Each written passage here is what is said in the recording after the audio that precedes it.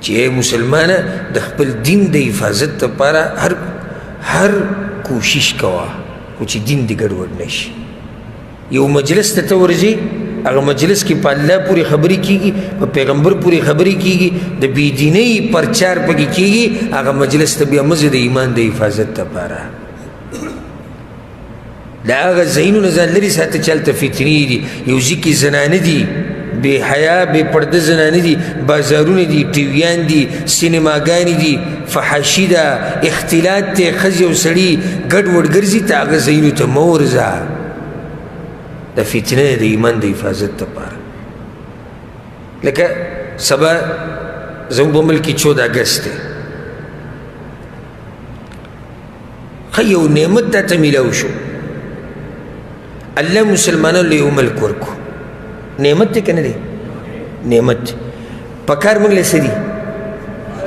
د الله شکر ادا کړو، د الله شکر ادا کړو، د الله شریعت راونیسو، د الله په شریعت باندې عمل وکړو.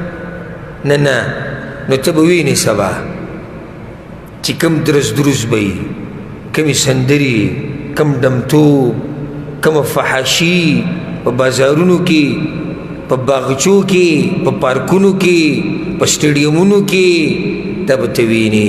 نو داسې ځایونو ته تګ دا د مؤمن شان نه دی د ایمان د حفاظت لپاره. دلته خو دا سړی د حدیث کې چې ذکر شوی دی، دی خو له منډه تللی د غره په څوکه کې اوسېږي او ته په کور کې نشي کېناستی.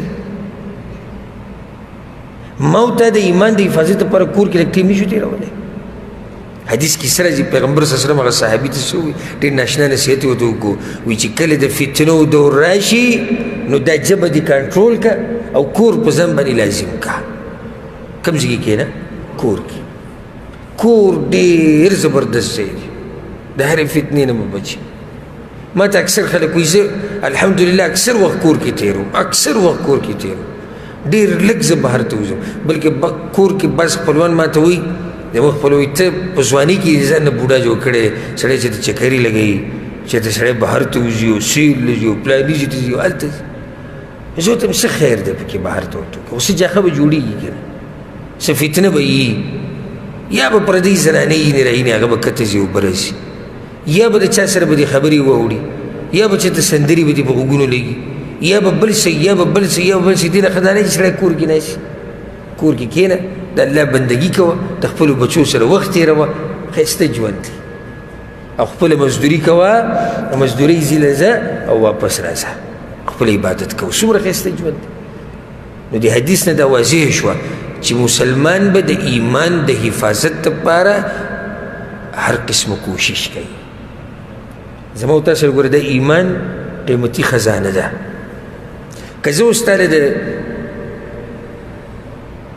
یو دغه درکمه قیمتي کاڼې یا غمې ووایه، ډایمنډ چې ورته وایي، داسې وړه غوندې کې ټوټه درې درکم، ته به دې سره څه کوې؟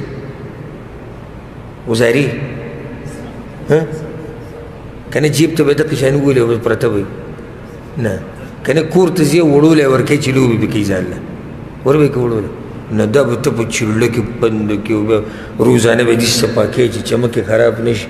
دا خو جي د لکاو شی ما سره جیب کې پروت او په مخه به ورته ګورې او خاندې به او خوشحاله به یې، ځکه تا ته پته وي دا شی قیمتي دی. نو زما او تا سره ایمان دی، ایمان څومره قیمتي دی. دا ایمان قبر ته رسول غواړي. ګورې دا ته ووایم، ګورې دا ایمان کوم ځای ته رسول غواړي؟ خبره ته. زه اکثرو ملګرو ته دا خبره کوم، او کوم سړی چې زما په مخ کې مړ شي په ملګرو کې او په خپلوانو کې او چې زه یې پیژنم او مؤمن د دنیا نه لاړ شي او آخري وخت پورې په ایمان باندې زه ورته وپسخېږم، یاره څه خوش قسمته سړی. خو زموږ څه پته لګي چې د ایمان به قبر ته سلامت وي څوک که نه. ناشنا فتنې دي، پته نشته. هلته حدیث کې دا راځي سهار به سړی مسلماني، د شپې به کافري، د شپې به مسلماني، سهار به کافري. زما ستا د ایمان څه پته لګي؟